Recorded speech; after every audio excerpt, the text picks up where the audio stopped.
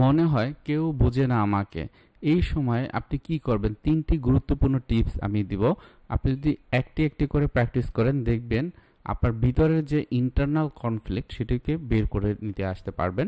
সেই বিষয় নিয়ে কথা বলছি আমি, কাউন্সেলিং সাইকোলজিস্ট আশিজুম রাজু। অনেক সময় মন খারাপের বিষয়গুলো আশেপাশের কেউ বোঝে না। আমার ভিতরে এমন কিছু চিন্তা চলছে, আমার এমন কিছু অনুভূতি যেগুলোকে কাউকে শেয়ারও করা যায় না। তখন কি হয়? আমার ইন্টারনাল কনফ্লিক্ট তৈরি হয়। আমার ভিতরে ইগো এবং সুপার ইগোর ভিতরে একটা কনফ্লিক্ট তৈরি হয়। ঈদ কি? ঈদ হচ্ছে আমার প্লেজার প্রিন্সিপাল। আমি চাচ্ছি অনেক কিছু করতে, হয়তো কিছু করতে পারছি না। ইগো হচ্ছে, এটাকে রিয়ালিটি প্রিন্সিপাল বলা হয়, অর্থাৎ বাস্তব ভিত্তিক যে বিষয়গুলো সেগুলোকে সে গ্রহণ করবে। আর একটা হলো সুপার ইগো, অর্থাৎ মরাল প্রিন্সিপাল, নীতি নৈতিকতা আদর্শ, সেগুলো আমাকে টানে। আমার ইচ্ছা লাগছে আমি আহ, আহ, আমি ফুচকা খেতে চাই, তাহলে ঈদ আমাকে বলছে যে হ্যাঁ তুমি খাও। সুপার ইগো বলে না, তুমি খেলে মোটা হয়ে যাবা, তোমার শরীরে সমস্যা হবে। কিন্তু ইগোর পরিমাণটা বা ইগোর পাওয়ারটা যদি বেশি থাকে, অ্যাডাল্ট থাকে, তাহলে ঈদ এবং সুপার ইগোর মাঝামাঝি থাকবে এবং কোনটি আপনার জন্য গুরুত্বপূর্ণ সেটি করবে। তাহলে মনে হয় কেউ বোঝে না, তার মানে কি জানেন? যে আমি হয়তোবা ডিপ্রেশনে পড়ে আছি, বিষণ্ণতায় রোগে আমি ভুগছি।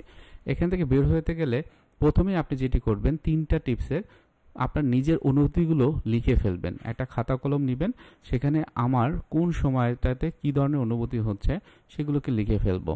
আমার হয়তোবা দেখা যাবে যে অনুভূতির যে ধরনগুলো সেগুলো তো পজিটিভ হতে পারে, নেগেটিভ হতে পারে। পজিটিভ যদি হয়, কোন সময়টাতে হয়, কী ধরনের ক্ষেত্রে আমার পজিটিভ হচ্ছে সেটা একটু আমি আইডেন্টিফাই করব। অনেক সময় এমন হতে পারে যে আমার সব সময় তো আমার নেগেটিভ হয়, তাহলে নেগেটিভ হলেও দেখবেন কোনো কোনো সময় নেগেটিভ হওয়ার যে তাড়না বা তীব্রতা সেটা কম হয়। তাহলে এই যে কম হওয়ার সময়টা কখন? হয়তোবা আমি যদি আমার বাবার সাথে কথা বলি তখন এই তীব্রতা কমে, মায়ের সাথে কথা বলি, আমার সম্পর্কে যার সাথে আছি সেই তার সাথে কথা বলি তখন কমে। তাহলে এটা আপনি একটু আইডেন্টিফাই করবেন এবং নিজের অনুভূতিগুলো লিখে ফেলবেন। 2 নম্বরে যে স্টেপটি নেবেন, আপনার আশেপাশে বিশ্বাসযোগ্য কারা কারা আছে জাস্ট সেটাই আইডেন্টিফাই করবেন। এক একজনের নাম দিলেন যে সে আমার কাছে বিশ্বাসযোগ্য, সে আমার বিশ্বাসযোগ্য, এরপর দেখবেন কে সব থেকে বেশি বিশ্বাসযোগ্য, তাহলে এটা তাকে বের করলেন।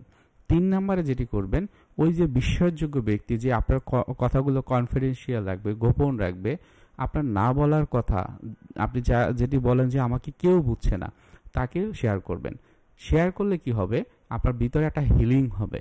আমরা বলি এক্সপিরিয়েন্স করা। আপনি যখন তার সাথে কথা বলবেন, আপনার অতীতের যে অভিজ্ঞতাগুলো, যেগুলো এখনো আপনি বহন করে আছেন, যে মেমোরিগুলো বহন করে আছেন, সেখানে নতুন করে একটা পাথওয়ে তৈরি হবে আপনার ব্রেনের।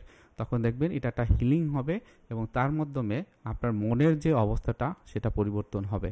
এটা বিশ্বাস করে আপনি জাস্ট এই 3টা বিষয় করেন এবং কমেন্টের মাধ্যমে আপনার জানান যে আপনার পরিবর্তনটা হয়েছে কি হয়নি। আমি 100% শিওর, আপনার কম হোক বেশি হোক এটা হবেই, তাতে কোনো ভুল নেই। সো আজকে ভিডিওটি এখানে রাখছি। অবশ্যই ভালো থাকবেন এবং আমাদের চ্যানেলটি সাবস্ক্রাইব করে রাখবেন, আশা রাখি। ধন্যবাদ।